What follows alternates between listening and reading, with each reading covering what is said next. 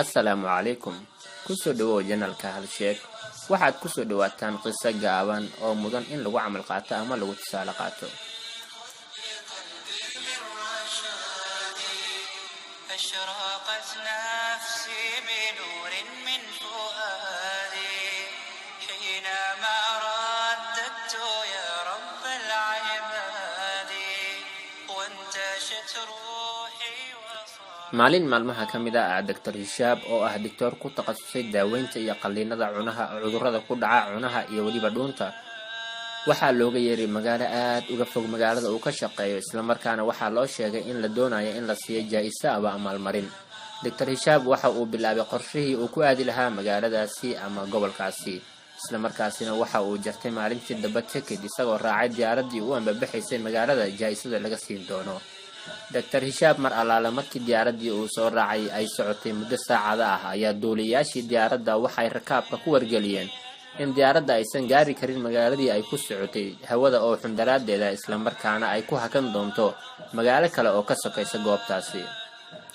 mar allaala markii ay ku hakatay magaaladii sokay, Dr. Hishaab waxa uu toos u tagay maktab ama xafiis ay diyaaradda ku lahayd isla gudaha madaarkaasi ama airportkaasi.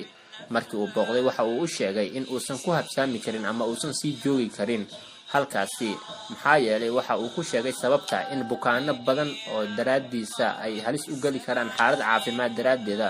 bukaanadaasi oo jira goobtii uu kasoo tagay ama caafimaad ahaan u yaala isbitaalkii uu kasoo tagay, sidaa daraadeedna halkaasi uu waqti badan kusii qaadan karin.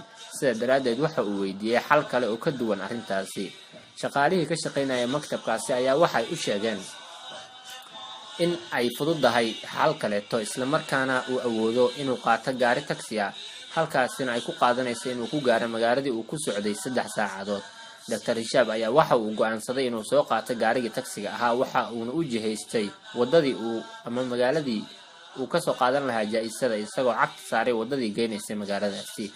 Dr. Hishaab markii uu sii socday muddo ku dhawaad saacada ayaa waxa soo xoogaystay oo soo laba jibaarmay roobkii iyo waliba daruurihii oo isqabsaday. Dr. Hishaab waa uu awoodi waayay inuu gaariga wadada ku sii wado isagoo ka dhumay wadada, isla markaa waxa uu go'aansaday inuu gaariga uu ku baakimo meel wadada qarkeeda ah. Dr. Hishaab markii uu baakimay gaariga waxa uu gargaraacay ama albaabka uu garaacay guri yar oo buush ah ama guri yar oo cooshado ka samaysan. mar allaala markii uu albaabka u garaacay ayaa waxaa lagu yiraahday soo gudub oo gudaha soo gal. mar allaala markii uu soo gudbay waxa uu arkay maamo aad da' u ah, isla markaana waxa ay ku tiraahday kaali fariiso oo halkan fariiso. waxa uu ku yiraahday maamo ma fariisanayo ee waxaan doonayaa telefoon miigu caawin karaysaa. waxa ay tiraahday hooyo halkan telefoon ma laga helo, waa meel tuulo ah, isla markaana koronto iyo wax lamida ma lahan. Dr. Hishaab wax uu sameeyo garan waayay, isla markaana waa uu iska fariistay. maamadii ayaa tiraahday kaali fariiso oo cun oo cab halkan iskaga naso ilaa ay xaaladda iska bedelayso. aqoon isku malahan maamada iyo waliba Dr. Hishaab waxay u haysataa qof iska caadi ah oo iska masaafir ah. sidaa daraadeeda maamada waxa ay haysaa cunug aad u yar. Dr. Hishaab maamadii inta ay la joogtay, maamadii cibaado iyo salaad ayay iska wadataa. mar allaala markii ay dhammaysatay cibaadadii iyo salaadii joogtada ahayd oo ay wadatay ayaa waxa uu weydiiyey maamo, waad ducaysanaysay, salaad ayaana ku jirtay, ducooyinkaada dhammaan ilaahay ha ka aqbalo. sidoo kale waxa uu weydiiyey su-aal ahayd maamo, cunugan yarka ahi yaa dhalay oo agtaada jooga? markaasay waxay ugu jawaabtay, cunugani hooyadiis aabihiis waa ay geeriyoodeen, aniga ayaana korinaya. kadib waxa uu yiraahday ilaahay ha ka aqbalo, cunugana ajir ha kugu siiyo, ducooyinkaada iyo salaadaadana allah ha ka aqbalo. mar kale waxay ku tiraahday waa ku mahadsan tahay maamo ducadaada, hase yeeshee ilaahay dhammaan ducooyinkaygu waa aqbalay, waxa iga dhiman oo kaliya uusan ilaahay weli iga aqbalin hal duco. sidaa daraadeed Dr. Hishaab ayaa ku celiyey su-aal kale oo yiri maamo, hooyo, ducada ilaahay uusan weli ka aqbalin waa ducadee? waxay ugu jawaabtay, waxaa jira daktar la ii sheegay oo ku sugan gobol noocaas ah ama magaalo meeshaas ku taala, mana garanayo magaalada rasmi ahaan goobta loo maro. sidoo kale ma haysto dhakhtarkaasi qarash aan ku aado. cunugan yarka ah ee aan korinayo hooyadiis aabihiisna ay geeriyoodeen waa hore ayaan rabay inaan geeyo. cunugani aad arkaysaa waxa uu qabaa cudurka cunaha iyo dhuunta. sidaa daraadeed waxaa la ii sheegay dhakhtarka kaliya ee daaweyn karaa maxalkiisa ah inuu ku sugan yahay magaalo aad u fog. sidaa daraadeed ma haysto dhaqaale iyo qarash aan ku aado halkaasi.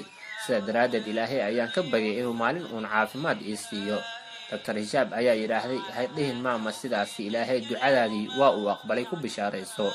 ilaahay ducadaadii waxa uu aqbalay marka diyaaradii aan saarnaynay magaaladii ay u socotay ay gaari waysay oo ay ku hakatay magaalo kale.